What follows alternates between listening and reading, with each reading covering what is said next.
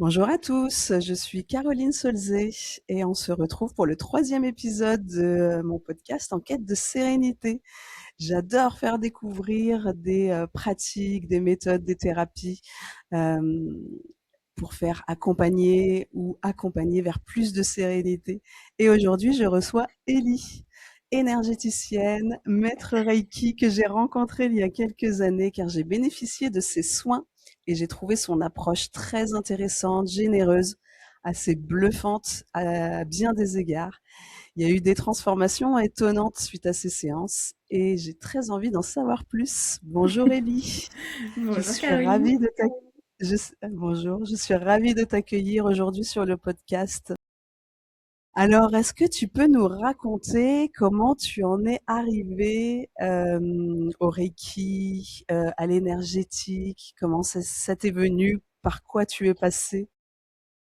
Alors c'est un parcours qui commence assez tôt finalement, mais sur le moment j'en prends pas conscience tout de suite. C'est-à-dire que depuis que je suis toute jeune, je m'intéresse à tout ce qui est un petit peu invisible, aux cartes, au spiritisme. Alors je décommande, enfin je dis non, surtout ne jouez pas avec le Ouija.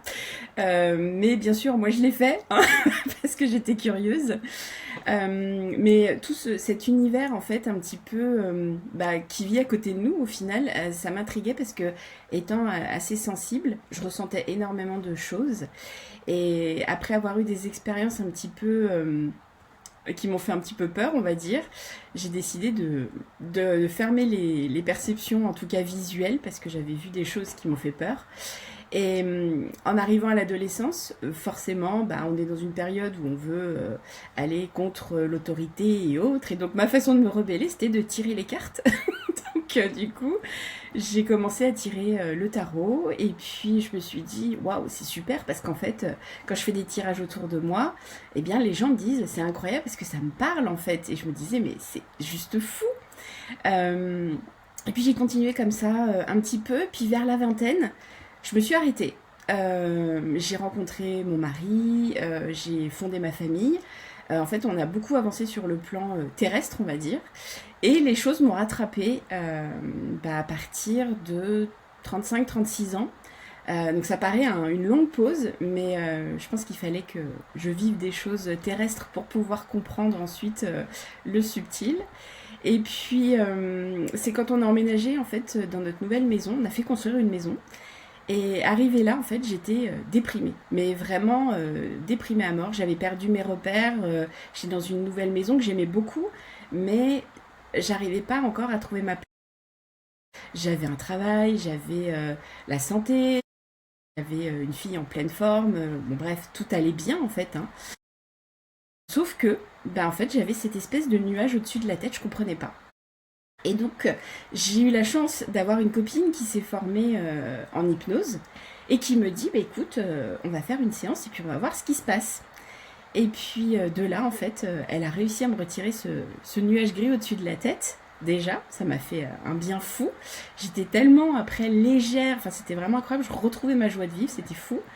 Et surtout, pendant cette séance, elle me dit, écoute, il y a quelque chose en toi qu'il faut que tu développes. Je ne saurais pas te dire quoi, il va falloir que tu le cherches, que tu le trouves, mais mes guides me montrent qu'il y a quelque chose à aller creuser. Et là, je me dis, ok, on va creuser. Alors, je ne savais pas du tout dans quelle direction aller. Et j'ai commencé à chercher un petit peu justement ce qu'on pouvait faire avec le subtil, quelles étaient les pratiques, ce qui m'appelait. Et ça a été d'abord le magnétisme. Je suis tombée en fait sur une femme qui proposait du magnétisme, enfin sa vision du magnétisme, et en faisant un atelier avec elle, elle m'a parlé du Reiki. Et là, je me suis dit, il faut absolument que je me forme. C'est incroyable parce qu'avec ses mains, on peut aider les autres et on peut faire circuler de l'énergie, on peut se sentir mieux. Enfin, c'est juste fou en fait quand on y pense. Et là, je me suis mise en quête d'une formation. Mais le problème, c'est que je faisais des horaires très compliqués. Je partais à 7h30 le matin chez moi et je rentrais à 7h30 le soir. Donc en fait, en termes de formation, c'était pas simple. Donc j'ai fini par en trouver une à distance. Et alors là, c'est pareil. Il y a les détracteurs qui disent ah mais non, faut pas faire à distance, ça s'apprend pas comme ça, et patati patata. Mais moi, je me suis dit, après tout, j'ai juste envie de savoir ce que c'est. J'ai pas envie forcément d'en faire quelque chose de plus que ça. En fait, au départ, c'était pour mon bien-être à moi. Et je me suis écoutée, au final. J'ai fait cette formation. Et ensuite, j'ai rencontré une maître Reiki qui habite derrière chez moi. Ce qui fait qu'en fait, j'ai passé mes niveaux en distanciel et en présentiel. Comme ça, j'ai pu avoir les deux expériences. Et j'ai préféré le distanciel. Parce que en présentiel, je suis tombée sur une personne charmante, mais qui n'était pas dans le partage. C'est comme si elle retenait des informations, et moi, ça m'a frustrée parce que j'étais très, très, très en attente d'avoir plein de réponses, comme beaucoup d'ailleurs quand on s'éveille. Et voilà un petit peu comment j'ai découvert le Reiki. Puis une fois que j'ai mis le pied dedans, ben après ça s'est enchaîné parce que j'ai pratiqué sur moi, sur mes proches, puis après sur les amis de proches. Et puis de fil en aiguille, je me suis dit mais je suis faite pour ça. Ça a été une évidence en fait. Donc voilà un petit peu comment j'en suis venue là. Ok. Et à quel moment tu as arrêté ton travail pour devenir maître Reiki, énergéticienne? Alors, c'est très drôle parce que quand j'ai commencé ma formation de Reiki, j'avais 37 ans. Et ma mère me dit, tu vas voir qu'à 40 ans, tu vas changer de vie. Mais alors, ma mère n'est absolument pas prophétesse, hein, mais elle a de l'instinct. Et sur le moment, je rigole et je lui dis oui, bien sûr, oui, oui. Et effectivement, le Covid est arrivé et on s'est retrouvés donc confinés à la maison. Alors, nous, pour le coup, on va dire qu'on a pas mal vécu le confinement parce que maison, jardin, on n'était pas non plus, on n'était pas dans un appartement tout enfermé. Donc ça nous a justement, mon mari et moi, laissé le temps de pouvoir réfléchir à plein de choses. Et moi, comme j'étais déjà dans un projet de le développer, mais gentiment en fait, c'était pas... je me rendais compte que de toute façon, j'avais plus l'envie de continuer à faire ce que je faisais, parce qu'à la base, j'étais graphiste. J'avais 3 heures de transport par jour, donc en fait, ça devenait épuisant. Je me reconnaissais plus dans ce que je faisais. Mon entreprise où je travaillais, c'est pareil, ça devenait très aseptisé. Enfin, il y avait moins ce côté petit noyau, parce qu'au départ, c'était une petite entreprise qui a été rachetée, ce qui fait qu'on devenait de plus en plus gros, en fait. Et ça me correspondait plus. On n'avait plus tout ce que je faisais, c'était des tâches automatiques. Ça remplissait plus son rôle de, ça me nourrissait plus professionnellement. Et j'ai vu dans cette opportunité de prendre une pause, de poser les choses. Et puis après, je me suis dit, après tout, je vais demander à faire une rupture conventionnelle parce que j'ai appris qu'il y avait possiblement des départs qui pouvaient être demandés. Et donc j'en ai profité et ça a été accepté. Et là, je me suis dit, je me donne 1 an et demi pour vraiment ensuite en faire un métier à fond, en fait, à 100%. Parce que justement, ce que j'ai appris avec le temps, c'est que on peut pas développer quelque chose quand on ne se donne pas à 100%. Donc, pour moi, je me suis dit, ok, ça va être difficile peut-être, et puis je vais avoir aussi de belles surprises, mais en fait, je prends le package, en fait, je me dis, il va y avoir des hauts, des bas, des moments où je vais douter, et c'est ok, en fait. Et puis, à partir du moment où j'ai fait ce choix, finalement, tout s'est aligné. Ça a été fou, parce qu'il y a eu des personnes qui sont venues à moi, naturellement. J'ai rencontré d'autres personnes qui m'ont accompagnée sur justement comment me mettre sur les réseaux, faire les choses bien en fait pour pas faire n'importe quoi et partir dans tous les sens. Et puis après j'ai eu des formations aussi pour continuer dans le domaine énergétique, pour upgrader on va dire. Et puis voilà en fait ça a été... et depuis c'est une succession finalement d'apprentissage. Tout le temps on n'arrête jamais, enfin moi perso j'arrête jamais d'évoluer. Et je trouve ça fabuleux parce que tout change en permanence. Alors des fois c'est un peu déstabilisant, on aimerait bien un petit peu plus de stabilité, mais voilà, donc à partir du Covid, là il y a eu prise de conscience et puis en 2022 je me lance à mon compte à 100%, sans filet. Allez hop, on y va. Ok. Et alors, est-ce que tu peux nous en dire plus justement sur ta pratique, ton métier, le Reiki, l'énergétique? Est-ce que tu peux nous dire en quoi ça consiste? Alors, moi j'ai fait évoluer ma pratique, c'est-à-dire j'ai commencé avec le Reiki, et qui est une pratique qui est vraiment là pour détendre le corps, l'esprit, pour ancrer, pour se reconnecter à soi finalement. Ça vient aussi aider dans certaines problématiques.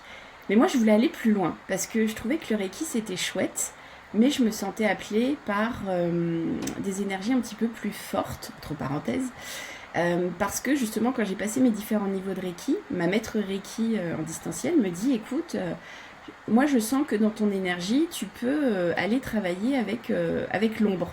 Alors, ça paraît étrange quand on dit comme ça, mais c'est plus pour apprendre justement à venir nettoyer par exemple des personnes ou des lieux qui sont très chargés, tu vois, avec ce qu'on peut appeler des entités négatives, ou alors quand il y a beaucoup de défunts qui sont près de soi, en fait ça peut vraiment pomper énormément d'énergie. Le Reiki peut aider, c'est vrai, mais moi j'avais envie de quelque chose d'encore plus fort parce que j'étais confrontée à des personnes qui justement avaient capté le mauvais œil, subissaient de la magie noire, ce genre de choses. Alors je me suis dit, en fait, ça me challenge, j'aime bien, donc finalement, je me suis formée au Reiki Kundalini. Donc le Reiki Kundalini, c'est vraiment pour aider aussi à faire monter l'énergie dans le corps. La Kundalini, c'est l'énergie vitale, et le Reiki Kundalini, ça vient vraiment aider à décristalliser les émotions qu'on a captées dans le corps quand il y a eu, par exemple, si admettons il y a eu un deuil, au niveau du cœur, ça a pu créer comme une faille en fait. Et puis au fur et à mesure du temps, ça vient cristalliser tout partout, tout autour. Et du coup, ça vient ensuite dériver l'énergie vitale. Donc en fait, elle circule plus bien droite, elle est entravée par des cristaux émotionnels. Et donc ça, j'ai trouvé ça intéressant parce que déjà de retirer ça, ça fait énormément de bien, ça transmute l'énergie, c'est formidable. Et donc ça a été en parallèle aussi de ce travail de l'ombre que j'ai fait avec ma maître Reiki, qui m'a appris finalement à nettoyer les lieux. Et là, ça a été un gros challenge pour moi parce que je me suis dit, ok, alors je nettoie les gens, mais je nettoie les lieux aussi maintenant. Et finalement, c'est là où je me suis rendu compte que les lieux et les personnes, c'est pareil. Enfin, il y a beaucoup de similitudes. Et donc ensuite, il y a eu d'autres formations de différents Reiki. Et j'ai rencontré Isis après, le soin d'Isis, la guérison d'Isis, un soin égyptien avec des clés énergétiques. Et là, vraiment, ça a été mon coup de cœur parce que je me suis rendu compte que je pouvais accompagner des femmes et des hommes, mais je suis plutôt à accompagner les femmes. Je me sens en tout cas plus à l'aise avec elles pour les accompagner parce que je comprends ce qu'elles traversent en fait la plupart du temps. J'adore justement les accompagner quand elles sont en début d'éveil, qu'elles sont un peu perdues. Parce qu'en fait, ça me ramène à mon expérience où justement, moi j'ai cherché des outils partout. Et je me suis dit, si un jour je pouvais trouver quelqu'un qui a une super boîte à outils avec tous ces outils dedans, mais moi je prends quoi. Et en fait, je me suis dit, tiens, pourquoi tu créerais pas cette boîte à outils? Et donc finalement, les soins énergétiques en règle générale, c'est vraiment pour apporter du bien-être dans un premier temps, détendre vraiment énormément, apaiser le mental parce que le mental plombe beaucoup trop vite. C'est harmoniser tous les centres énergétiques qu'on a dans le corps parce qu'en fait ça peut tourner beaucoup plus vite en haut qu'en bas, et surtout chez nous les femmes, on a tendance à être très très connectés à nos racines du ciel par la tête, mais la racine du corps au niveau de l'entrejambe, c'est un petit peu plus compliqué. Donc moi j'arrive et en fait je viens te remettre dans ton corps pour que tu te sentes en sécurité, surtout, toujours, et qu'ensuite tu puisses te faire assez confiance pour pouvoir oser justement réaliser tes rêves parce que justement il y avait trop de brouillard dans ta tête que tu n'arrivais plus à faire la part des choses et que là, suite au travail qu'on fait ensemble, tu t'autorises à aller voir cette partie de toi que tu as laissée un peu de côté, que tu connais, hein, tu sais qu'elle est là, elle est pas loin, mais t'oses pas te l'avouer parce que dans la société où on est, ça fait encore un peu peur de sortir de la case, tu vois, de pas être celle qu'on attend, tu vois, de faire un métier normal ou une pratique normale. Qu'est-ce que la normalité d'ailleurs? Et du coup, moi, c'est ça que j'aime bien, c'est aller venir révéler le potentiel des personnes. Et pour le coup, les soins énergétiques aident énormément parce que il n'y a pas besoin de parler. En fait, tu te poses et c'est l'énergie qui fait le boulot en fait. Et il n'y a pas besoin de savoir qui, quoi, comment. En fait, je dis toujours à mes clientes que quand je pose mes mains sur elles, l'énergie, elle traverse le corps, c'est vrai, mais l'énergie, elle est intelligente. Donc ça veut dire que si tu as un blocage plutôt au niveau du ventre, plutôt au niveau du genou, plutôt au niveau du coude, l'énergie, elle va d'abord aller dans ces endroits-là pour venir défaire en fait le nœud. Et après, elle va aller partout ailleurs, mais il n'y a pas besoin de lui dire attention, va plutôt au coude, attention, gna. C'est en fait tout se fait et tout est juste au bon rythme et je dirais à la bonne puissance pour chacune en fait. Et finalement, chaque soin est très différent parce que en fait toutes les femmes sont différentes, toutes les femmes et tous les hommes bien sûr. On va pas les exclure les pauvres, mais c'est vrai que en majorité c'est vrai que les femmes sont plus ouvertes à ces pratiques-là dans un premier temps. Puis après, quand elles sont convaincues, elles envoient leur conjoint. Ça, c'est trop drôle. Mais du coup, ouais, moi, c'est ça que j'aime dans l'énergétique. C'est ce côté, quand tu arrives, tu es dans un cocon et tu es bien, en fait. On te prend en charge, on t'écoute. Et en fait, on permet de, et par la parole, et par l'énergie, tu vois, de débloquer des choses et de faire comprendre à la personne, des fois, que faut apaiser, faut se recentrer, prendre du recul. Et puis voilà, comme tu disais tout à l'heure, ça fait réfléchir, des fois ça fait prendre des prises de conscience. Des fois même 3 semaines après la séance, moi j'ai des retours, des fois on me dit écoute, ça y est, j'ai compris ce que tu m'as dit en séance, et puis ça y est, il y a eu un truc qui s'est passé, et c'est ok en fait. Donc voilà, c'est un peu ça, c'est tout ça que j'aime en fait dans les... Super intéressant. Et est-ce que tu peux nous expliquer comment se déroule une séance avec toi? Oui, alors déjà moi je fais soit en présence, soit à distance. Donc c'est un chouille différent, on va dire. Quand je te reçois en présence, eh bien déjà je t'accueille, on échange un petit peu, je te fais boire un bon verre d'eau parce que bien sûr tout le monde est déshydraté, hein, on ne prend pas le temps de bien s'hydrater. Et comme une séance énergétique, ça demande justement à travailler avec l'eau qu'on a dans le corps pour faire circuler justement les énergies, je t'hydrate, comme ça on est prêt. Ensuite, il y a tout un petit échange qu'on a. Alors moi déjà, avant que la personne arrive, je fais ce qu'on appelle une lecture d'âme. Donc je vais aller chercher avec mes différents outils énergétiques des informations, que ce soit ton taux vibratoire, que ce soit l'état de tes corps subtils, de tes chakras, s'il y a des libérations à faire en particulier. Bref, je reçois quelques messages, pas mal de messages on va dire. Et puis donc ça c'est un premier... un premier état des lieux. Et alors ce qui est intéressant, c'est souvent les personnes qui me consultent pour la première fois. Alors elles savent qu'il y aura une lecture d'âme, mais elles savent pas à quoi s'attendre. Et finalement, je trouve que c'est intéressant parce que ça leur permet de connecter avec moi. C'est-à-dire que à partir du moment où elles entendent la lecture d'âme, à on va dire 98%, ça résonne en elles. Et elles me disent mais c'est incroyable parce qu'en fait je t'ai rien dit. Je t'ai rien expliqué de ma vie, t'as juste mon nom, mon prénom, ma date de naissance et basta quoi. Et elle me dit c'est fou parce qu'en fait ça me percute en fait, donc à ce moment-là, il y a je dirais déjà une confiance qui s'installe parce que il y a le côté ok, elle sait de quoi elle parle. Et c'est vrai que dans cette pratique, on est sans arrêt obligé de faire nos preuves parce que ça se voit pas, c'est du subtil. Donc il y a tellement de praticiens et de praticiennes, et puis il y a aussi beaucoup d'arnaqueurs. Donc je comprends que ça puisse être rassurant. Et moi j'avoue, c'est aussi quelque chose que j'aime faire avant, parce que comme ça me prépare aussi à l'énergie de la personne et à ce que je vais devoir travailler et quelle intention on va mettre au soin en fait. Et ça, du coup, c'est vachement bien parce que, et pour moi, c'est utile de savoir comment me préparer. Et pour la personne, c'est aussi bien qu'elle puisse entendre certaines choses que des fois, elle n'a pas du tout conscientisé. C'est-à-dire que c'est ok pour elle, mais elle n'a pas compris que c'était peut-être pas normal, ou justement, elle vit avec ça parce qu'elle n'a pas le choix. Et souvent, ça fait une prise de conscience. Quand on a fait la lecture d'âme et que la personne a partagé avec moi un peu pourquoi elle venait faire le soin, la personne s'installe et puis là donc elle est sur le dos, je la mets sous une petite couverture en fonction de la météo. En ce moment j'éviterai un petit peu, mais bon. Mais ensuite, alors il peut y avoir différents débuts de séance, c'est-à-dire qu'en fonction aussi de la problématique de la personne, je peux utiliser des outils de sonothérapie, donc par exemple un diapason, des bols tibétains, ce genre de choses. Ça c'est vraiment pour venir ouvrir quelque chose quand je sens que c'est bloqué en fait. Parce que les ondes vont venir débloquer des choses dans le corps. S'il y a des douleurs dans le corps, c'est pareil. Je vais utiliser pour que ça vienne un petit peu débloquer les nœuds énergétiques. On va dire que c'est pareil, ça prépare bien le terrain aussi.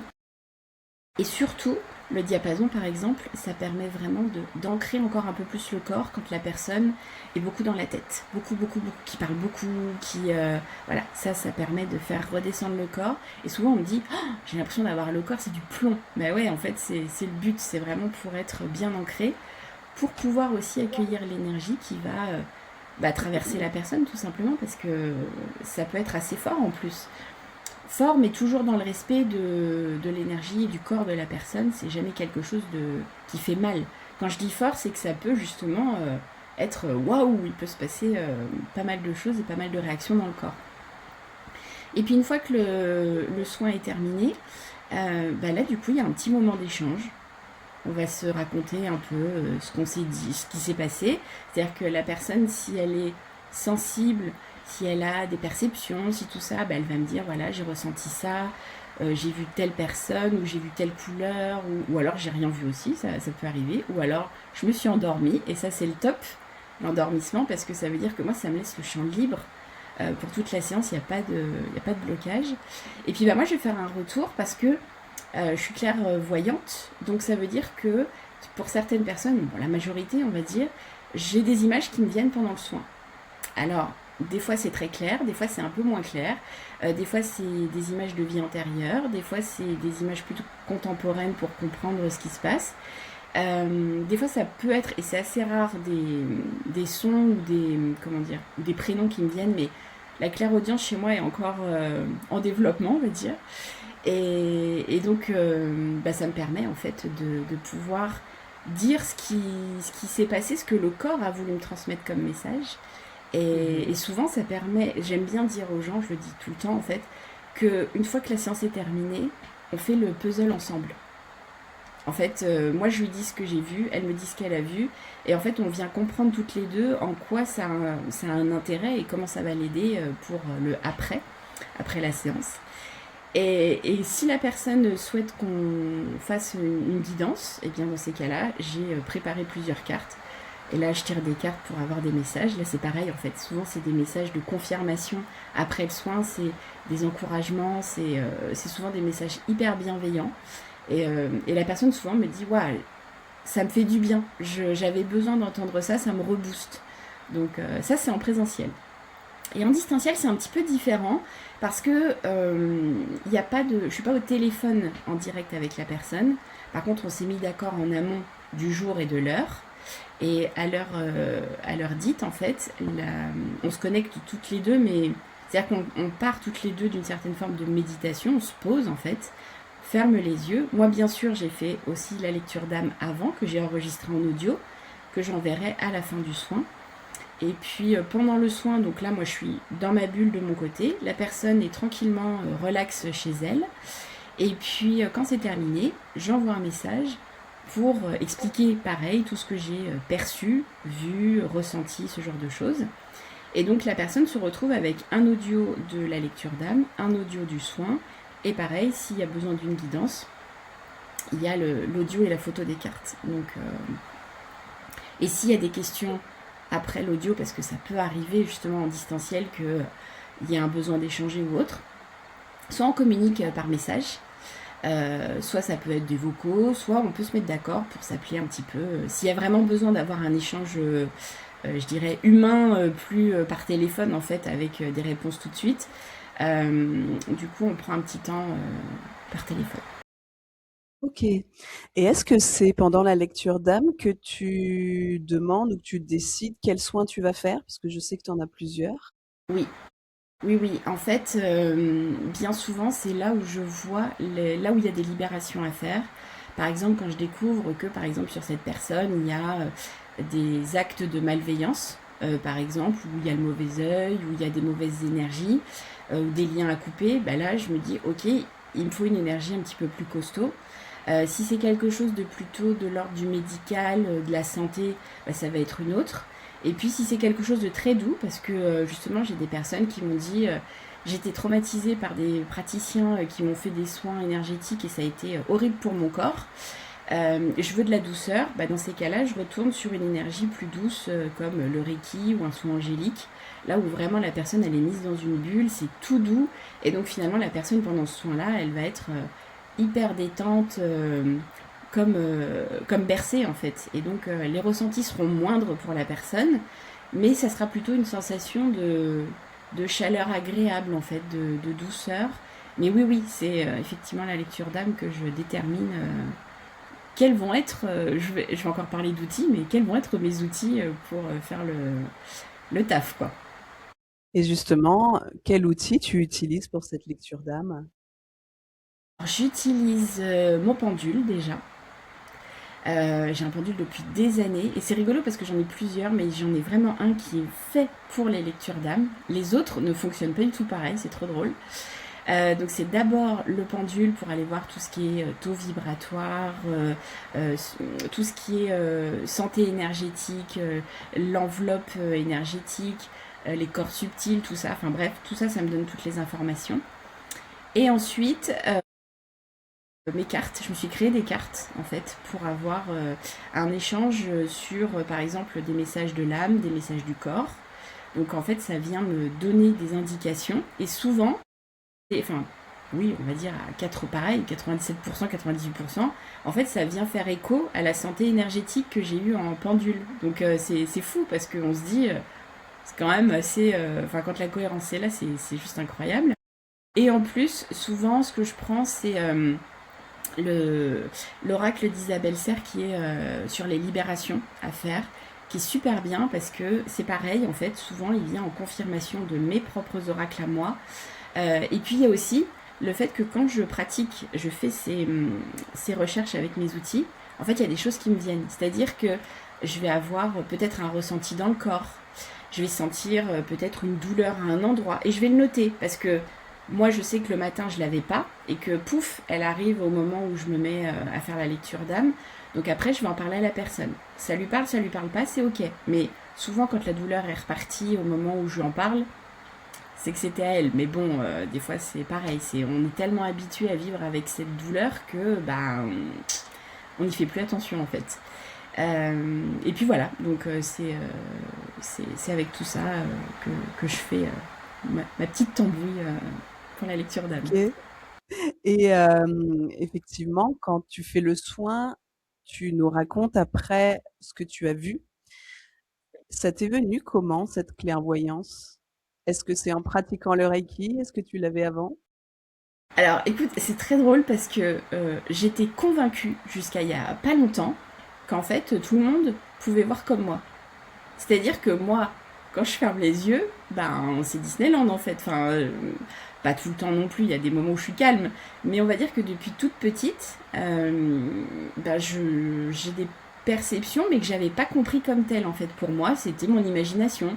C'était, ah tiens, je pense à ça, alors je vois ça, mais, mais pas du tout. Donc j'ai découvert surtout que je pouvais voir des choses qui étaient des fois assez incroyables, mais comme si j'étais dans un film en fait. Je vois vraiment des scènes, mais c'est fou. Et au départ, je me suis dit, mais les gens vont me prendre pour une folle, parce qu'ils vont dire, mais qu'est-ce qu'elle me raconte? Elle me voit dans une charrette, au temps du Moyen-Âge, mais qu'est-ce qui se passe? Enfin bon, bref. Et puis, des fois, c'est même des choses encore plus fantastiques que ça, c'est-à-dire qu'il m'est arrivé de voir des dragons pendant un soin. Et là, va expliquer à quelqu'un qu'il y a un dragon qui est venu se poser sur son ventre. Alors, bien sûr, un dragon taille miniature, mais qui vient sur le ventre et qui vient nettoyer, en fait. Alors, j'adapte toujours ce que je dis à la personne. Si la personne est très terre à terre, je vais rester très terre à terre. Donc, s'il y a eu des dragons pendant le soin, je ne dis rien. Mais si je sens que la personne est ouverte, justement, à ce monde qui peut nous surprendre par de mille façons, oh alors là, moi c'est open bar pour moi et je raconte tout en fait. Mais c'est vrai que j'ai pris conscience il y a finalement pas si longtemps que ça que c'était pas quelque chose d'automatique parce que justement j'ai une amie qui elle est plutôt clairaudiente que la clairvoyance on va dire. Et en fait, elle me disait, mais j'aimerais tellement voir comme toi. Mais je dis, mais si, c'est facile en fait. Elle me dit, mais non, je te jure, c'est pas facile. Donc, je crois qu'en fait, je l'ai toujours eu, mais je ne l'exploitais pas de la meilleure façon. Ça venait spontanément avant. Ok. Et maintenant, j'arrive à me connecter pour avoir des informations. Alors des fois ça veut bien et des fois un petit peu moins bien. C'est comme tout, des fois je capte pas bien, mais bon, ça dépend aussi de l'énergie de la personne. C'est super intéressant. D'ailleurs, tu sais que moi j'ai la clairaudience Ouais, et vraiment en lien avec, en fait, c'est toi quelque part qui m'a un petit peu mis dedans, dans le sens où j'étais venue faire un soin avec toi et donc j'avais des âmes autour de moi, ce soin-là. Et tu m'avais dit, et j'avais une odeur que je sentais depuis très longtemps, et tu m'avais dit: «Ah bah, c'est souvent des messages que oui, les âmes veulent passer». oui, Donc j'étais repartie chez moi, alors tu m'avais fait le soin et cetera. J'étais un petit peu décontenancée parce que je me dis: «Bah, moi je comprends rien». Mais tu sais, il y a eu tout un tas de synchronicités derrière bah oui, qui ont fait que, bah, moi j'étais à l'époque en formation de kinésiologue et j'avais une collègue qui, avait aussi des rapports avec l'invisible. Elle communiquait avec les défunts. Elle m'avait dit: «Bah, tiens, essaye, l'écriture intuitive». Et un jour, l'odeur était tellement forte que je l'ai fait et j'ai eu des messages, vraiment, c'était clair. Sauf que bon, fou. au début, tu crois pas Bah oui, et bah oui, tu le le prends pas mental, du tout en compte, bien mais sûr. n'empêche que j'avais eu ça et je l'ai mis de côté et un peu plus tard, en reparlant avec elle, ça a mis le temps, mais ça a pris réalité. Enfin, c'est fou et effectivement, c'est vrai que, ça m'arrive des fois d'avoir des images, mais il faut que je les demande. Je les ai Oui, pas, forcément, ouais, naturellement comme ça, donc je pense qu'on a un petit peu tous un canal qui est plus développé de l'autre, tout à fait, complètement.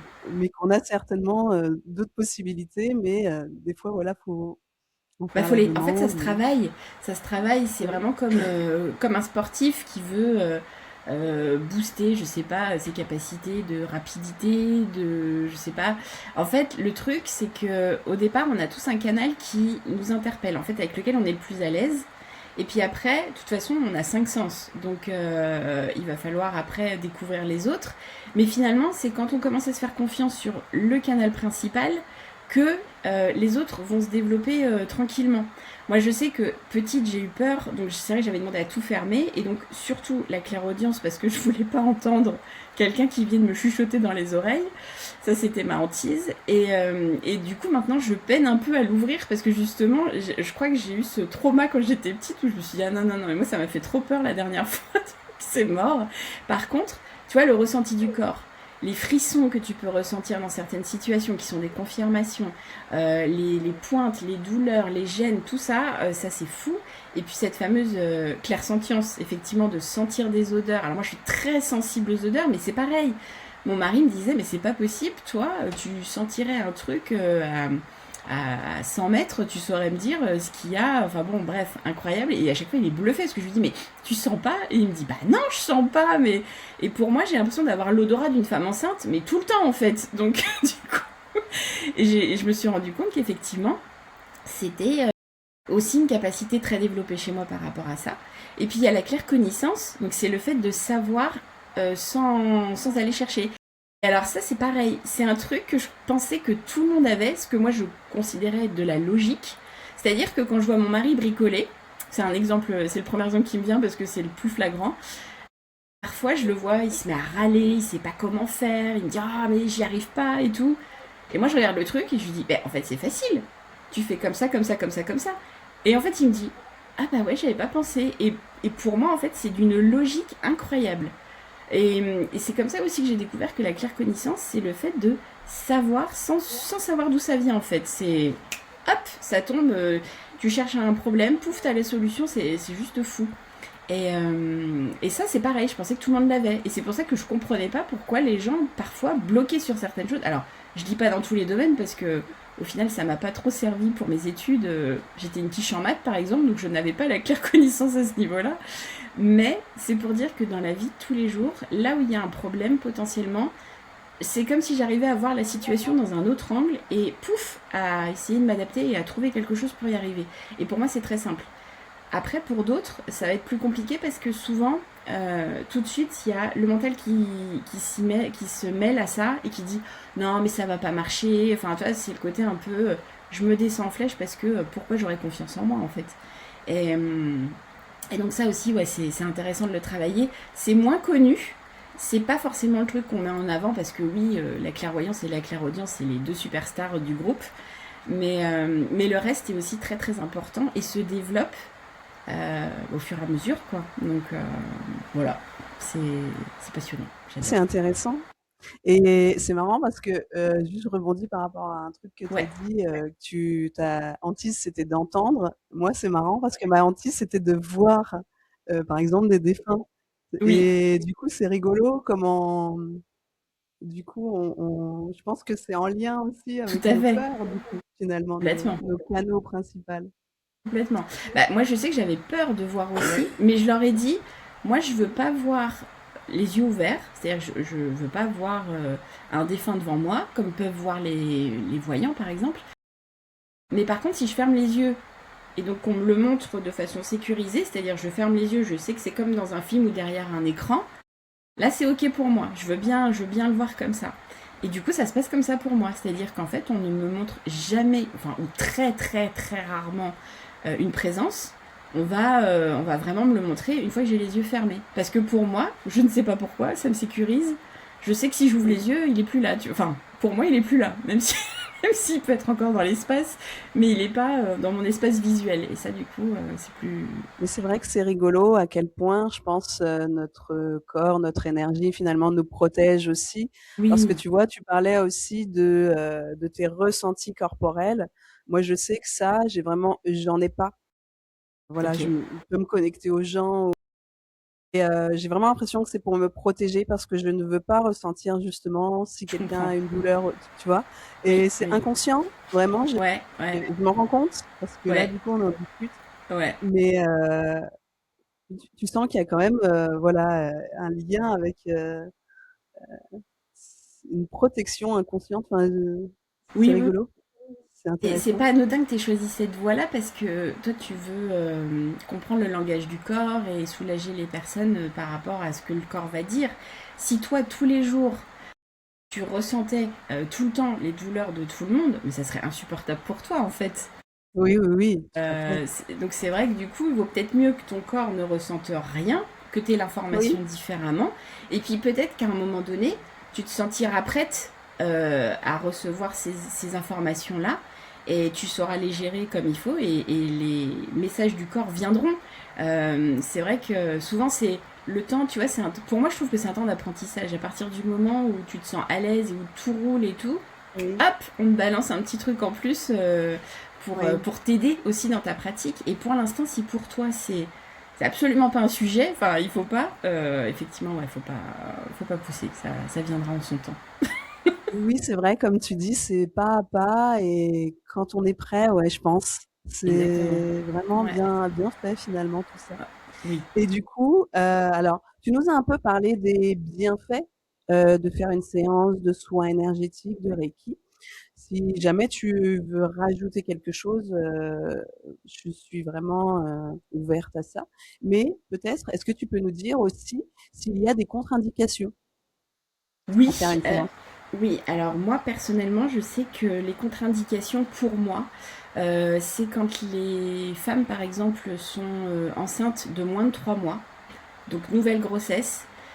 Souvent l'énergie c'est trop fort pour elles. Donc Mmh. je préfère, si elles veulent me consulter, on peut le faire, mais une fois qu'elles sont bien, bien entamées dans la grossesse. Parce que même si je ne pose pas mes mains sur le ventre volontairement, parce que justement je sais que ça peut être trop fort, il y a quand même de l'énergie qui traverse le corps. Et donc parfois ça peut, si en plus la grossesse a été difficile à mettre en place ou ce genre de choses, faut pas prendre de risques. Donc ça pour moi c'est déjà le premier red flag, on va dire. Par contre, une fois que la grossesse est bien entamée, ce qui est vachement chouette, c'est qu'en faisant un soin, et ben justement je capte l'énergie du bébé, et souvent le bébé me passe un message pour la maman. Et ça, c'est trop fort. J'adore. Ensuite, le deuxième red flag, c'est quand on me demande de faire un soin sur quelqu'un, mais que la personne n'est pas au courant. Alors ça, non. Ça, c'est pas possible. Sauf cas vraiment exceptionnel, c'est-à-dire, par exemple, si c'est un enfant, et que c'est le parent qui me demande de faire un soin sur son enfant parce que l'enfant est agité, il dort mal, ce genre de choses, là, le parent a autorité sur l'enfant, donc c'est pas gênant en fait, ça me pose pas de problème. Par contre, si c'est une personne qui me dit tiens, mon cousin va pas bien, il arrête pas d'avoir des catas dans sa vie, il a quitté, enfin il s'est fait quitter par, ou non, il a quitté une femme et puis depuis elle lui jette le mauvais œil ou ce genre de choses, ça c'est hors de question. Je ne fais pas de soin à quelqu'un qui n'est pas au courant qu'on fait un soin sur lui. Ça c'est, en tout cas moi, c'est mon code de conduite. Après, si les autres le font, ça les regarde. Mais moi, de toute façon, j'ai pu me rendre compte, parce que je me suis fait avoir, bien évidemment, hein, tu t'imagines bien, où justement, on m'avait fait faire un soin sur quelqu'un qui n'était pas au courant. Et en fait, j'ai senti que c'était poussif. En fait, tu sais, je n'arrivais pas à... Déjà, j'avais pas d'image. C'est comme si la connexion, elle était coupée, en fait. Ça... Il se passait rien, quoi. Moi maintenant c'est... Alors il y a aussi pareil d'autres exceptions à part les enfants. C'est-à-dire que tu vois il n'y a pas très longtemps une femme m'a contactée parce que son père était dans le coma suite à une opération. Il avait chopé une infection et tout ça. Mais bref il avait de la fièvre, il n'était pas bien. Et donc elle me dit écoute les médecins ont tout essayé. Là ils sont en train de me dire qu'on va l'emmener aux soins intensifs. Moi ça me fait peur et tout. Est-ce que tu peux tenter quelque chose? Et là j'ai demandé avec mon pendule, avec mon corps, tout ça, si je pouvais faire le soin sur cette personne. En l'occurrence, j'ai eu l'accord, et donc là, j'ai pu faire le soin sur le monsieur. Et le lendemain, il s'est réveillé, et roule ma poule, les médecins n'ont pas compris. Ils ont dit, mais on comprend pas, la fièvre a baissé, qu'est-ce qui s'est passé? Puis elle sait. Donc elle a souri, quoi. Elle leur a pas dit, j'ai fait appel à mon énergéticienne, mais voilà. Donc dans ce cas-là, oui, ça peut fonctionner. Mais après, voilà, les contre-indications, c'est surtout ne pas savoir, les femmes enceintes, et puis je crois que c'est tout. Pour moi, en tout cas. Ah oui, et si, les personnes qui ont des problèmes, des troubles psychiatriques, tu sais, qui ont des traitements costauds, ça, du coup, non, je travaille pas sur les personnes, malheureusement, qui sont... soit avec soit schizophrène ou bipolaire ou ce genre de choses parce que parfois ça peut venir trop stimuler au niveau de la tête et après ça les met pas bien en fait. Je ne travaille pas non plus sur les personnes qui reçoivent un traitement chimio par exemple. Je sais que j'ai accompagné des personnes justement qui étaient en processus de chimio pour un cancer, mais ce qu'on fait c'est qu'on fait un soin avant le traitement, tu vois, pour préparer le corps. Et puis on fait un soin, alors soit au milieu quand il y a une petite pause, tu vois, histoire de redonner un peu de peps, soit du coup on va faire un soin à la fin du soin, enfin du traitement chimio, pareil pour aider le corps à reprendre de l'énergie, mais jamais pendant le traitement parce qu'en fait l'énergie va venir finalement un peu dériver l'efficacité du produit. Et donc le but, c'est pas ça en fait, c'est vraiment aider le corps à se préparer à vivre l'expérience, mais ne pas venir par-dessus un traitement chimio qui est déjà très lourd pour le corps. Donc ça, je ne fais pas. Et ce que je ne fais pas non plus aussi, c'est les soins sur les personnes en fin de vie. Alors, sauf demande explicite de la personne ou des proches, on va dire. Mais quand on me dit, oui, par exemple, ma mère est en soins palliatifs, je voudrais lui apporter du confort ou autre.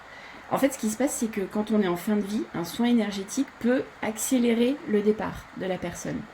D'une certaine manière, en fait, on vient faire bouger les choses et si la personne, elle a besoin de partir, elle va partir. Donc, j'explique toujours aux personnes qui me demandent ça, il y a un risque ou une chance, je sais pas comment on le voit, que la personne s'en aille.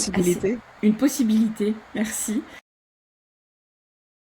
De voir partir la personne, donc il faut s'y préparer en fait. Ça c'est à la décision de chacun. Alors je ne dis pas que je fais office de départ accéléré. On va dire que bien souvent, les fois où je l'ai fait, c'est vrai que la personne est partie très rapidement derrière, apaisée, ça c'est sûr, c'est chouette.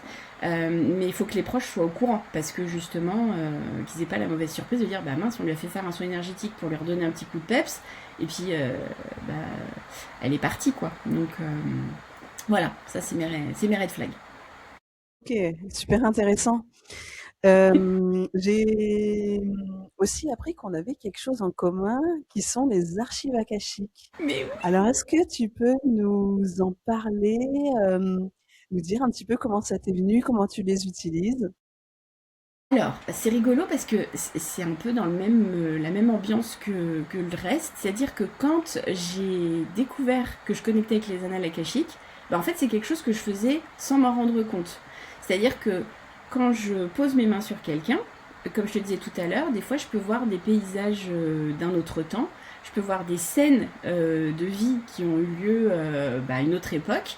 Et en fait, je ne comprenais pas pourquoi je voyais ça en posant mes mains sur les personnes. En fait, je me disais, mais qu'est-ce que tu fous à Hollywood? Pourquoi tu tournes ton film en fait? Et finalement, en découvrant un petit peu, justement en allant chercher un petit peu, très vite en fait, les annales akashiques sont venus à moi sous la forme de, je crois que c'était un profil, une nana qui faisait une conférence gratuite. Je me suis dit, bah tiens, je vais aller regarder. Et puis là, la nana décrit exactement ce que je vis lors des soins. Et là, je me dis, waouh, il y a un truc. Et pareil, elle expliquait un petit peu le processus pour se connecter aux annales akashiques, tout ça. Et en fait, moi, je me disais, mais moi, en fait, je fais pas tout ça. La connexion, elle est directe, en fait. Et je me suis dit, bah mince, est-ce que c'est vrai? Est-ce que je suis au bon endroit ou quoi ou qu'est-ce? Et puis après, je me suis dit, bon, allez, je me suis renseignée un peu, j'ai lu quelques bouquins. Et je me suis dit, bah, c'est incroyable finalement tout ce qu'on peut faire avec les annales akashiques. On peut aller voir le passé, mais on peut aussi aller voir le futur. On peut aller communiquer avec nos guides. On peut faire plein de choses en fait. Et j'avoue que dans un premier temps, j'ai laissé ça un petit peu de côté en me disant, bon, moi je vais aller le voir pour moi, pour mes vies antérieures, et avoir quelques informations. Mais je me sentais pas vraiment légitime dans un premier temps de le faire faire aux autres.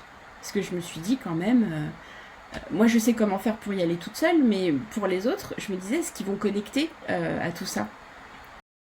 Et ce qui était fou en fait, c'est que oui, bien sûr, ils connectent. Et je le vois, ça connecte tout de suite. Et les personnes qui me disent, non mais moi j'ai peur de rien voir, en fait elles me racontent toutes des histoires de dingue quoi. C'est vraiment fou. Elles se retrouvent souvent dans des situations, des décors, elles ont des perceptions qu'elles n'ont pas dans un soin classique où quand je leur dis alors comment ça s'est passé, elles me disent oh je me suis sentie bien mais j'ai rien vu. Là en fait quand on connecte ensemble, on part vraiment dans un endroit qui est propre à elles parce que tu vois, j'ai fait une séance il y a 2 jours à une personne qui justement était un peu perdue dans sa pratique et tout ça, enfin elle savait pas trop vers où aller. Et finalement, plutôt que d'aller voir, alors elle a été au niveau des annales akashiques, mais ce qu'on lui a montré, c'est pas un événement du passé. On lui a plutôt montré un endroit ressource pour elle, tu sais, là où elle peut venir purifier son corps, ses mains et tout ça. C'était assez fou d'ailleurs. Et puis un autre endroit où elle peut transmuter toutes ses peurs, ses angoisses et autres. Et j'ai trouvé ça passionnant parce que par son biais aussi, je découvre aussi plein de choses en fait. Et par l'expérience, c'est fou. Donc, donc ouais, les annales akashiques se sont imposées à moi par la clairvoyance, toujours, et par le biais des soins. Et puis après, comme je suis très curieuse, je suis Gémeaux, donc moi j'aime me renseigner sur plein de choses, j'aime tester plein de choses. Je crois que c'était, oui c'est ça, c'est pendant le Covid, toujours ce fameux Covid. Il y avait Bernard Werber, l'écrivain, qui avait proposé de faire justement une séance en live pour aller découvrir nos annales akashiques, enfin en tout cas une vie antérieure. Et je me suis dit allez, on va tester quoi.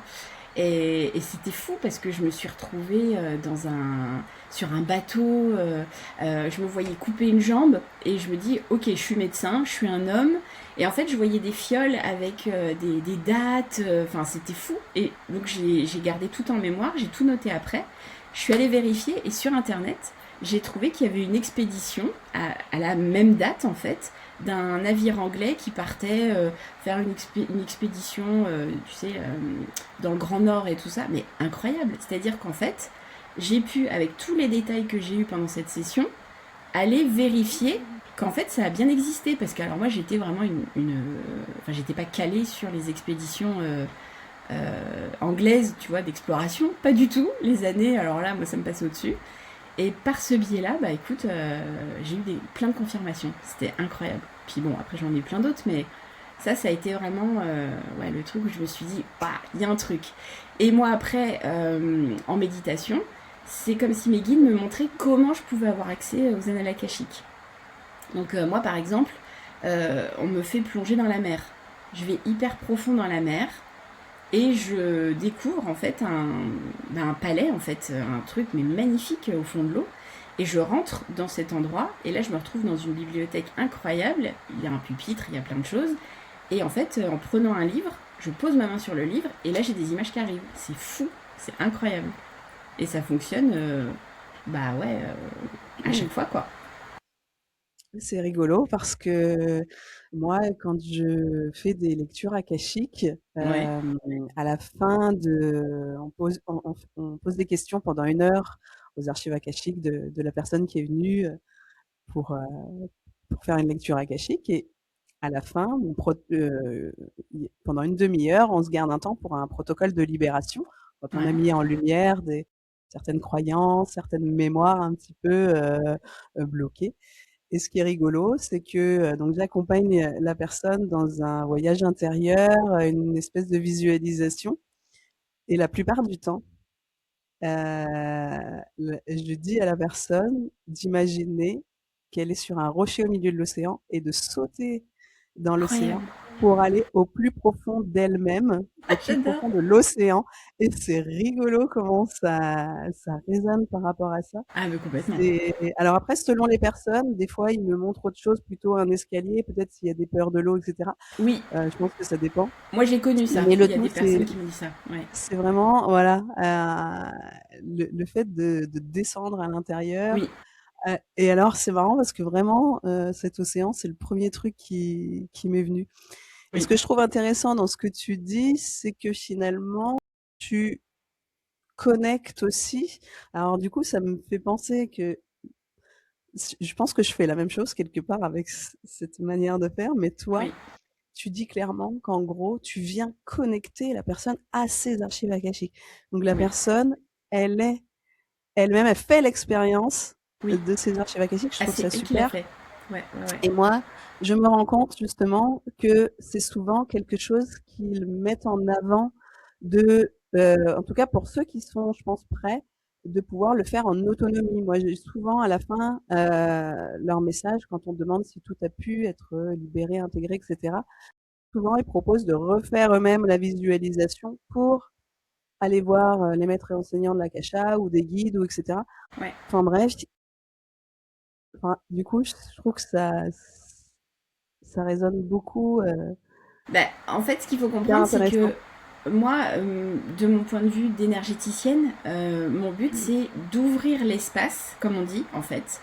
Ce qui fait que ça crée un environnement sécurisé avec une énergie qui booste en fait la connexion. Parce que moi, je m'étais rendu compte, en fonction des personnes que je reçois, il y a des personnes avec qui je connecte hyper bien. En fait, leur énergie, on est sur la même longueur d'onde. Et là, dans ces cas-là, les séances, elles sont incroyables. Parce que soit on voit la même chose, de façon différente, mais en tout cas, on a les mêmes ressentis. On voit, ça m'est arrivé d'avoir des personnes qui voient les mêmes paysages que moi, à leur façon, mais en tout cas, on était au même endroit, quoi. C'était juste incroyable. Et ce que j'ai compris moi dans ma pratique, par le fait aussi que j'ai une personne qui me nettoie aussi régulièrement, qui m'expliquait qu'elle ouvrait le champ énergétique quand elle nettoie, et ben en fait elle vient me mettre dans une bulle énergétique qui me permet de me connecter beaucoup plus facilement. En fait ça vient amplifier le wifi on va dire pour capter. Et moi ce que je voulais effectivement c'était ce côté, je te fais vivre l'expérience parce que Moi déjà quand je fais les soins énergétiques, c'est moi qui la vis l'expérience, tu vois. Enfin, c'est-à-dire que c'est moi qui capte des messages ou autre. Et ce que justement je voulais faire, c'était voir si j'arrivais à prêter un peu ma clairvoyance aux autres pour pouvoir qu'ils puissent vivre l'expérience, parce que je trouve que c'est encore plus libérateur de pouvoir le voir de ses yeux en fait, et de pouvoir être acteur ou actrice de ça. Et pour moi, c'est vrai que je me suis pas du tout posé la question de savoir est-ce que je fais une séance où justement un petit peu comme toi, je pose certaines questions et je reçois des réponses. Je pense qu'il y a beaucoup de personnes qui font comme ça et c'est ok. Moi, très naturellement, ce qui m'est venu, c'était vraiment de les mettre sous une forme un peu d'hypnose, si tu veux, où vraiment je vais venir, parce que tout le monde me dit ta voix, elle fait du bien, ta voix, on adore t'écouter et tout. Et je me suis dit, moi, il y a un truc à faire avec ma voix. Et j'adore parler en plus. Et je me suis dit, si ma voix peut être aussi tu vois, un passage pour y aller, pour aller se connecter, ben moi, je vais le faire comme ça. Et c'est vrai que tu vois, c'est rigolo quand je t'écoute me dire comment toi tu fais ta séance. Elle est complètement différente de la mienne. Mais par contre, on va au même endroit. Et c'est ça qui est beau, c'est de se dire Oui. que, Et en fait, finalement, en t'écoutant, je me dis qu'on fait quelque part un peu la même chose, en tout bah oui, cas à ce moment-là de la ouais, séance. Je pense que complètement, quelque part, je les fais voyager aussi dans leurs archives akashiques. Je complètement. trouve ça excellent de se rendre compte de ça. Ouais. C'est génial. Et je voulais te demander, Élie, est-ce que tu peux nous parler aussi un petit peu de nettoyage des lieux? Comment tu procèdes? Comment tu fais? Comment ça se passe? Le nettoyage des lieux, c'est toujours quelque chose que je trouve de très, enfin hyper intéressant, parce qu'en fait, tu vois jamais deux fois la même chose. Que les maisons, en fait, elles ont du caractère, elles ont une personnalité, et que souvent aussi il y a des habitants dans la maison, mais pas des habitants qu'on croit. Il y a aussi beaucoup plus de monde que ça. Moi, comme je te disais tout à l'heure, en fait, ça m'est venu parce que ma prof, ma maître Reiki m'avait dit moi, je te verrais bien, je te sens bien dans tout le nettoyage de l'ombre et tout ça. Moi, ça me faisait peur, hein. Je me suis dit, oh là là, elle va me faire voir des trucs horribles, je vais voir des entités, je vais voir des défunts. Moi, ça me fait peur. Mais elle me dit, Ouais. écoute, laisse-toi le temps, fais-le, enfin, teste. Et je me suis dit, bah écoute, après tout, on y va. Et donc, je me souviens, c'était un appartement de l'amie d'une amie. Et elle, en fait, si tu veux, la problématique dans cet appartement, c'est que c'était le mari ne restait jamais dans l'appartement.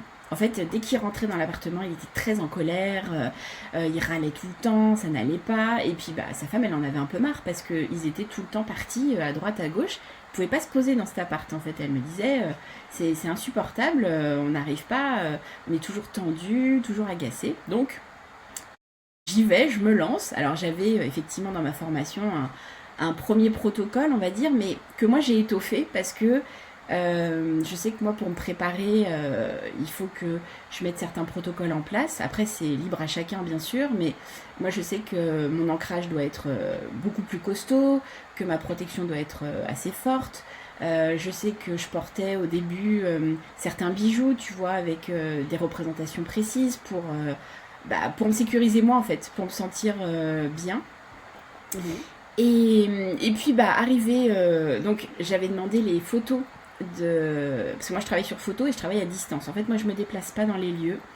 Il y en a qui le font, qui se déplacent. Moi personnellement je me déplace pas. Pourquoi? Parce que en fait justement, comme je suis très sensible aux énergies d'un lieu, si je me sens pas bien par exemple dans la maison ou dans l'appartement, je vais pas réussir à me concentrer à 100%.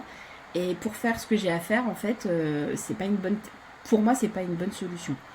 Donc, je travaille sur photo. Donc, la personne m'envoie les photos de tout son logement.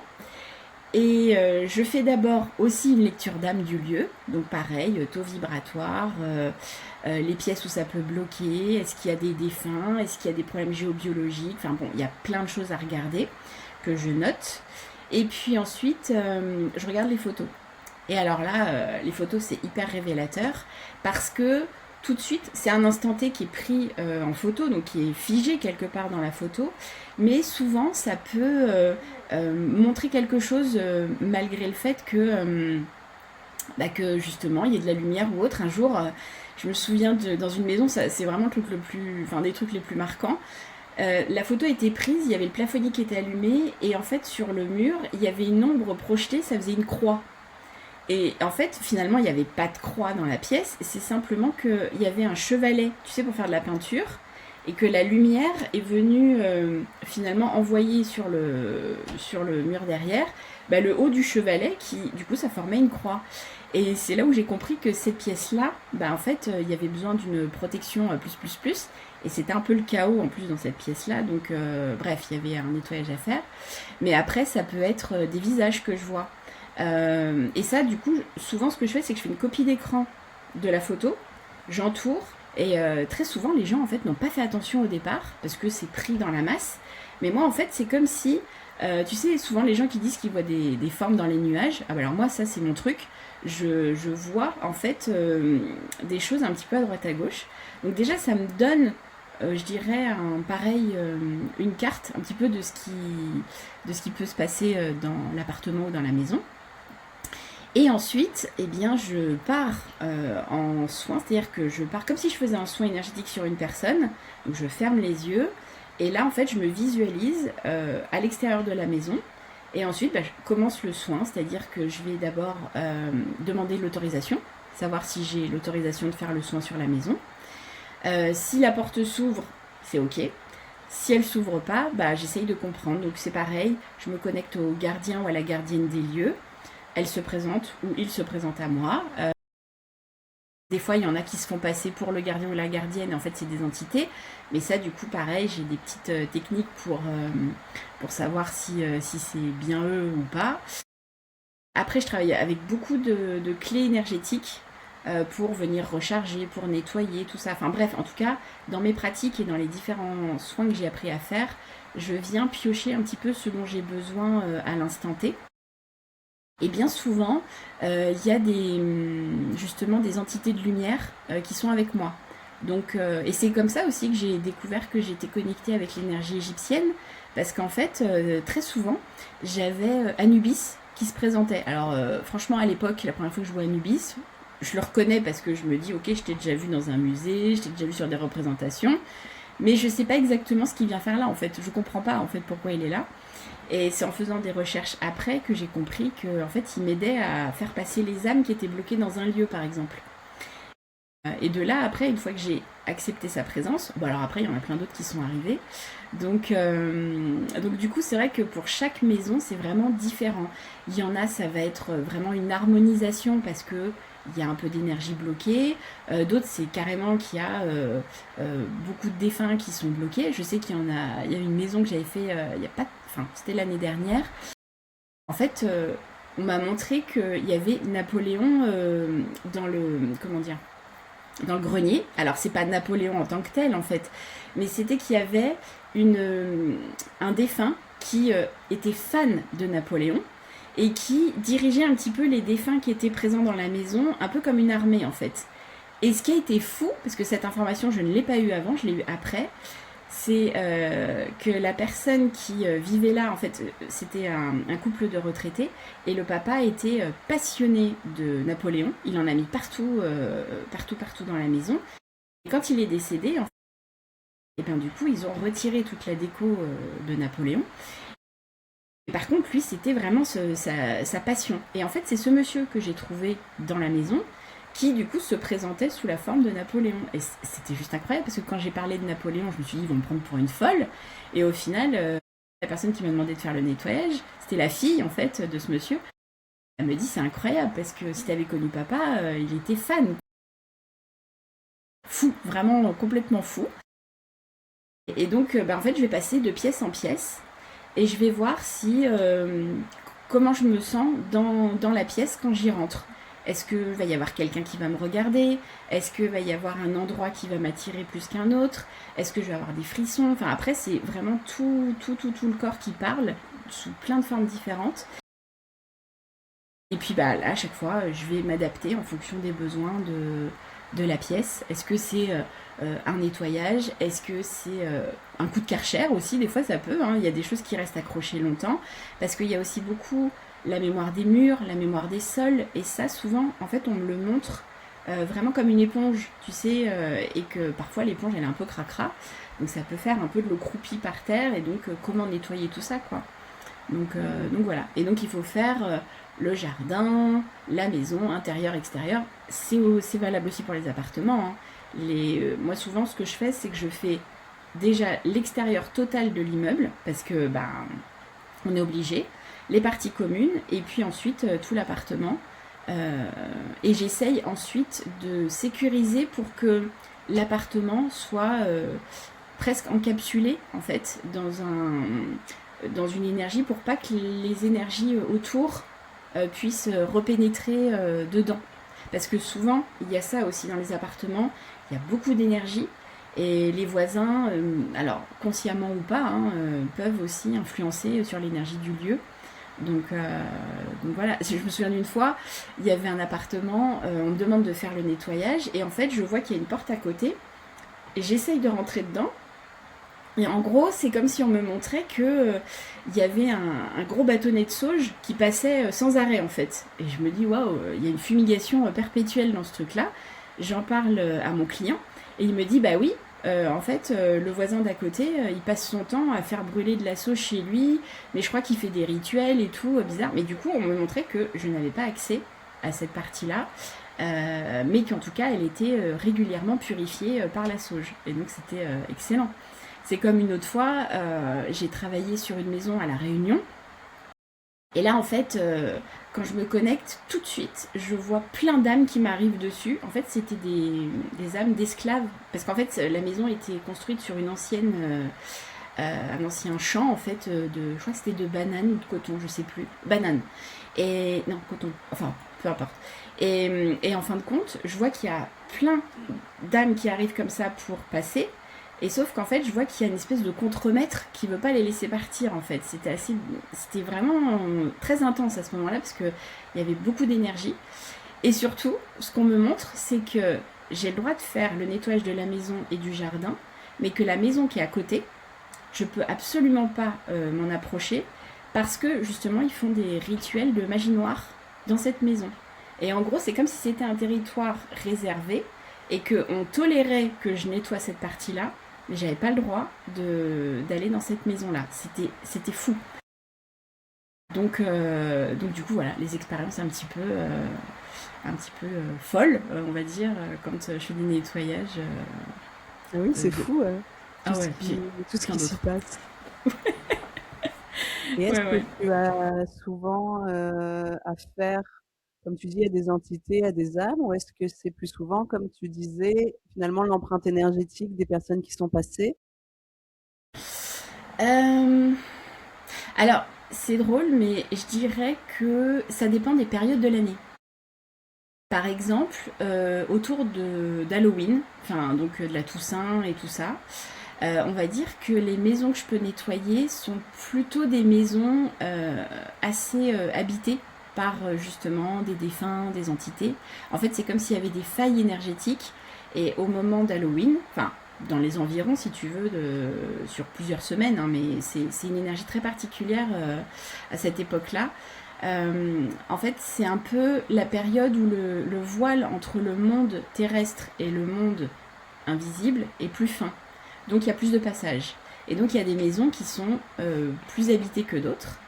Et donc plus polluées aussi, plus parasitées.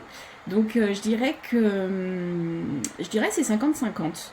Il y a vraiment des maisons qui sont juste à harmoniser, parce que, par exemple, tu arrives dans le lieu et que tu veux t'approprier cette maison, et donc on retire les mémoires qu'il y a eu des anciens propriétaires. Donc ça, c'est OK. Et puis, il y a les maisons, justement, qui ont un très lourd vécu, avec justement de la maladie dedans, ou des choses pas cool. Enfin, il y a pu se passer plein de choses. Il y a des tentatives de suicide, il y a eu plein de choses, voire même des meurtres, hein, j'ai déjà eu. Donc, c'est vrai que je dirais, pour moi, 50, en tout cas, moi, 50-50, mais une fois de plus, c'est vraiment en termes de période de l'année où je vois que c'est plus costaud. Tu vois, il y a des périodes qui sont favorisées. OK. Et là, tu nous as raconté pas mal d'expériences aussi, que tu as eues donc avec le nettoyage. Est-ce que tu as des exemples aussi de peut-être de séances qui t'ont particulièrement touché dans les soins énergétiques ou les archives akashiques, ouais, des choses étonnantes, des expériences étonnantes ou Oui, alors j'en ai qui une qui t'ont me revient tout le temps et c'est vrai que je la raconte assez régulièrement parce que celle-là, elle a été tellement dingue et en plus, j'ai eu des témoins parce que c'était complètement fou. Maintenant, quand je y repense, je me dis, mais c'était complètement fou cette histoire. J'ai une copine qui me contacte et qui me dit, écoute, ma sœur va pas bien du tout, je te l'amène pour que tu lui fasses un soin parce que elle vient de perdre son conjoint. Enfin, c'était une relation un peu compliquée, mais bon, bref, ils étaient très proches et tout. Enfin bon. Et elle me dit, depuis qu'il est parti, c'est l'ombre d'elle-même. Elle qui était si pétillante, si pleine de vie, en fait, elle mange plus, elle dort plus, elle pleure tout le temps. Alors, on peut se dire que c'est le chagrin et tout ça, hein, c'est sûr. Mais là, elle me dit, je sais pas, il y a un truc qui va pas bien.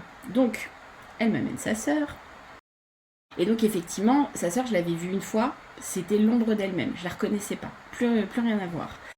Et donc, elle me parle de justement comment s'est passé le décès de son ami, qu'il a souffert, enfin bon, c'était compliqué, et qu'en fait, ils se sont fait une promesse.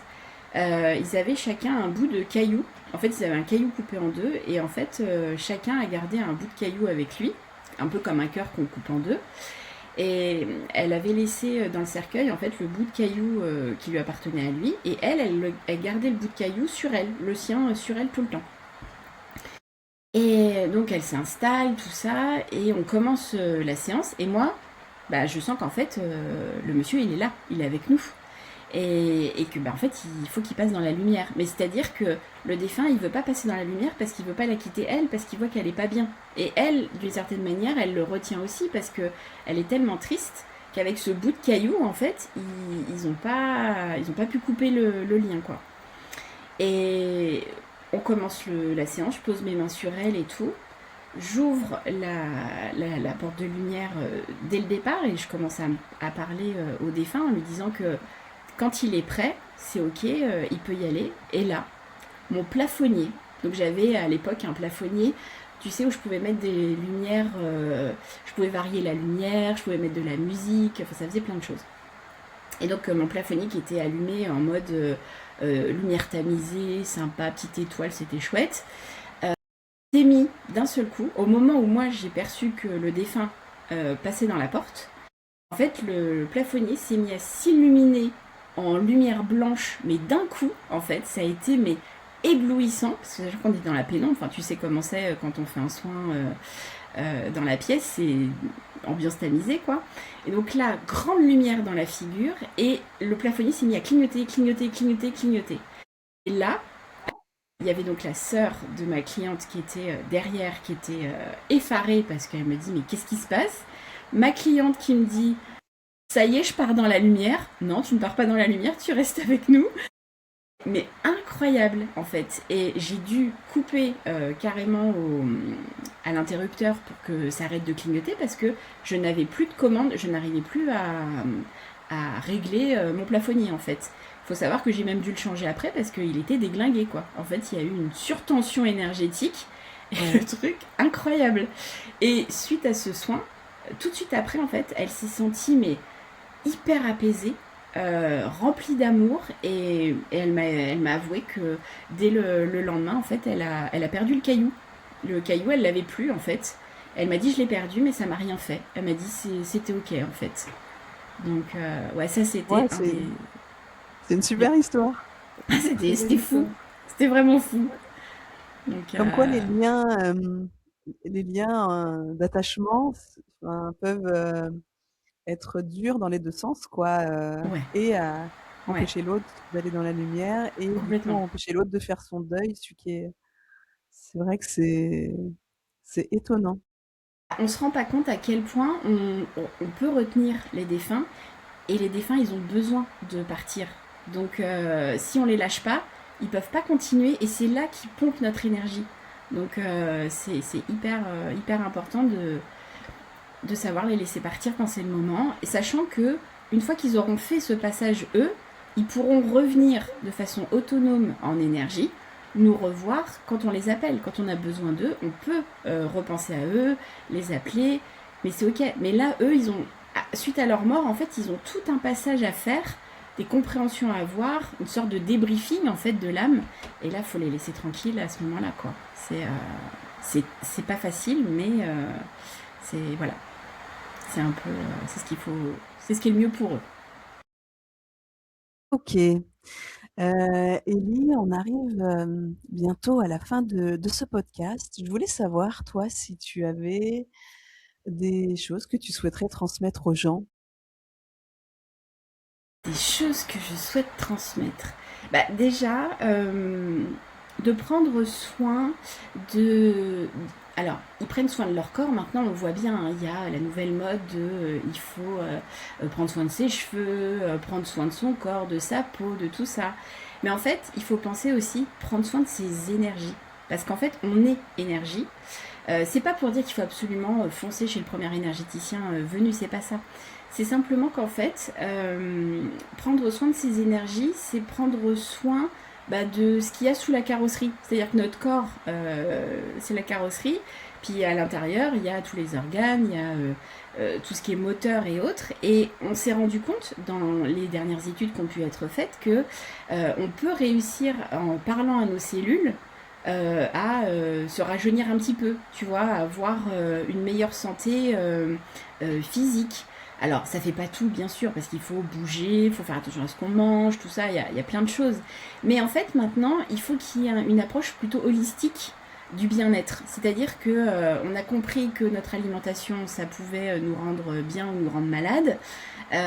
Et en fait, on se rend compte aussi que on est bourré d'émotions, qu'on est ultra sensible à plein de choses, mais en fait, on n'arrive pas à gérer nos émotions. Enfin, pour la plupart, en tout cas, c'est compliqué. Donc, on est traversé par de la colère, par de la tristesse. Et donc, qu'est-ce qu'on fait pour faire taire tout ça? Soit on scrolle sur son téléphone, soit on prend des médicaments, soit on prend de l'alcool ou ce qu'on veut, peu importe. Et finalement, les personnes qui sont souvent addictives à des substances, c'est parce qu'elles sont très sensibles et qu'elles n'arrivent pas à maîtriser cette sensibilité-là. Et finalement, quand on voit qu'avec des pratiques énergétiques comme la méditation, l'ancrage, la protection, c'est tout bête, hein, ça dure 3 secondes, enfin ça, allez, 2 minutes si on veut pousser un petit peu, on peut déjà se sentir beaucoup mieux rien qu'en étant dans une pratique au retour de soi, à être bienveillant avec soi et à arrêter de se traiter de nul, de conne, de tout ce que tu veux. Alors c'est pas pour dire qu'on vit dans le monde de oui, c'est pas ça, parce qu'on sait bien qu'on est dans un monde où il faut aussi s'imposer et tout ça. Mais justement, c'est aussi respecter ses propres limites et faire respecter ses propres limites. Donc ça c'est important. Et il y a aussi quelque chose que je dis à chaque fois, mais aux personnes justement qui vont commencer à dire ouais mais les énergies, ouais blabla. Moi j'ai envie de leur dire, j'ai envie de poser une question en fait. Est-ce que vous êtes capable de croire dans le dieu Wi-Fi? C'est-à-dire que quand tu arrives à un endroit, tu vas demander le code Wi-Fi, on te donne le code et hop, comme par magie, ton téléphone il se connecte au Wi-Fi. Et donc, il n'y a pas de câble, il n'y a rien, c'est invisible. Mais ça, par contre, on l'accepte. On se dit, oh bah moi, je comprends. Oh ouais, moi, mon téléphone il se connecte en Wi-Fi, c'est normal. Par contre, aller se dire que ton corps, c'est comme un téléphone et qui capte tout le Wi-Fi de partout, de tout le monde et de tous les lieux, ça c'est encore difficile pour les gens à comprendre en fait. Mais je vois quand même qu'il y a une ouverture d'esprit par rapport à tout ça, qui a souvent... Alors moi ce que je remarque aussi, c'est que dans les pratiques énergétiques, on est un petit peu la 5e roue du carrosse. C'est-à-dire que quand la médecine traditionnelle n'a pas fait le job, à leur sens, en tout cas n'a pas trouvé d'explication, on vient voir les gens un peu plus bizarres, un peu plus perchés, parce qu'ils se disent, bon, peut-être qu'eux, ils vont trouver. Alors, c'est vrai qu'il y a dans certaines situations, oui, on trouve, parce que bien souvent, c'est des choses toutes bêtes. C'est justement ramener de l'ordre dans les énergies, ramener du calme dans le corps, permettre de se poser, de parler, de communiquer. C'est aller voir aussi un petit peu les messages cachés du corps. Moi, j'adore regarder toutes les symboliques. Justement, quand le corps a une douleur quelque part, c'est un message, mais qui est tellement criant que du coup, on peut pas passer à côté, quoi. Et c'est drôle parce que tu vois, il y a pas très longtemps, j'ai eu une personne au téléphone pour faire un soin et elle avait une foultitude de douleurs dans le corps, la pauvre, c'était une catastrophe. Et elle me dit, écoute, c'est incroyable, parce qu'elle m'a recontacté 3 jours après. Et elle me dit, écoute, c'est incroyable parce que depuis que je t'ai eu au téléphone, je me suis rendu compte après que moi qui avais une douleur, j'avais mes côtes qui rentraient dans mon poumon. Donc ça lui faisait hyper mal. Elle m'a dit, écoute, je me suis rendu compte en me levant le lendemain que je n'avais plus mal. Elle m'a dit, la douleur avait littéralement disparu. Et en fait, c'est ça. Souvent, il suffit d'une prise de conscience, de mettre de la lumière sur une douleur, de mettre de la lumière sur une problématique. Bref, des fois, il n'y a pas besoin de comprendre aussi pour que les choses se mettent en place. C'est juste se lâcher la grappe, arrêter d'être trop dans le contrôle. Je sais, c'est pas toujours évident. Mais c'est pareil, je donne toujours cet exemple-là. Quand tu fais une commande sur Amazon ou sur un autre site, je vais pas en citer 36, mais bon, quand tu commandes quelque chose sur Internet, tu commandes, tu as payé, tu sais que ta commande elle va arriver chez toi. Alors, tu as une échelle, enfin, tu as des dates, voilà. Souvent, c'est une fourchette, mais bon. Mais tu sais que ton colis va arriver. Donc, en fait, qu'est-ce que tu fais? Tu continues de vivre. T'es pas devant ta boîte aux lettres en train de te dire quand est-ce qu'il arrive, quand est-ce qu'il arrive. Et ben, dans la vie, c'est pareil, en fait. Quand tu demandes quelque chose à l'univers, quand tu veux aller mieux, quand tu veux mettre des choses positives dans ta vie, et ben, tu poses une intention, et puis après, tu continues à vivre ta vie, et c'est ok, en fait. Mais par contre, les choses, elles vont pas se faire toutes seules. Ça, c'est toujours ce que je dis. Il faut toujours être acteur ou actrice de son bien-être. Et c'est en commençant déjà par être sympa avec soi, en arrêtant de se critiquer, de juger et de critiquer les autres aussi. Et de commencer un peu à voir ce que justement les autres nous apportent comme information. Si on est entouré de personnes en colère, violentes, énervées, irascibles, bah, pose-toi la question. Est-ce que t'es pas un petit peu en colère à l'intérieur et que cette colère tu la refoules, mais par contre tout autour de toi en fait on te montre que ton état intérieur c'est ton état extérieur. De toute façon c'est ça, hein. Souvent ce qu'on voit à l'extérieur bah, ça se joue à l'intérieur donc voilà. Enfin bon après je pourrais parler pendant des heures donc je vais m'arrêter.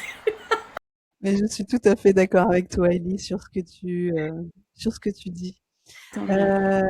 Ellie, est-ce que tu veux bien nous dire où est-ce qu'on peut prendre contact avec toi? Alors, il y a plusieurs façons de prendre contact avec moi. Je suis sur les réseaux, Instagram plus particulièrement, donc sur la page Ellie Objectif Reiki. J'ai aussi une page Facebook, mais c'est vrai que je suis un petit peu moins sur Facebook, mais si on me contacte dessus, je réponds. Et ben, du coup, après, sur les réseaux, j'ai des liens de réservation dans ma bio. Donc, ça amène sur tout ce que je pratique, tous les nettoyages, les soins, les guidances. Il y a tout le programme. Et on peut aussi me retrouver sur YouTube. Et j'ai mon podcast aussi, du coup, Wake Up DS, qui est du coup Super, bourré d'outils, donc gratuit à disposition. Donc faut pas hésiter. super. Moi, je conseille vraiment Ellie pour avoir fait plusieurs séances avec elle. Vraiment, n'hésitez pas. C'est bienveillant, c'est généreux, on en ressort toujours transformé et voilà. Moi, je conseille.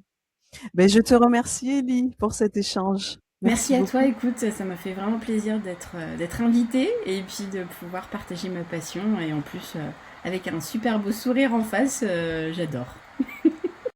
Merci beaucoup, Ellie. Très bonne journée à Merci à toi. À toi. bientôt. Ciao.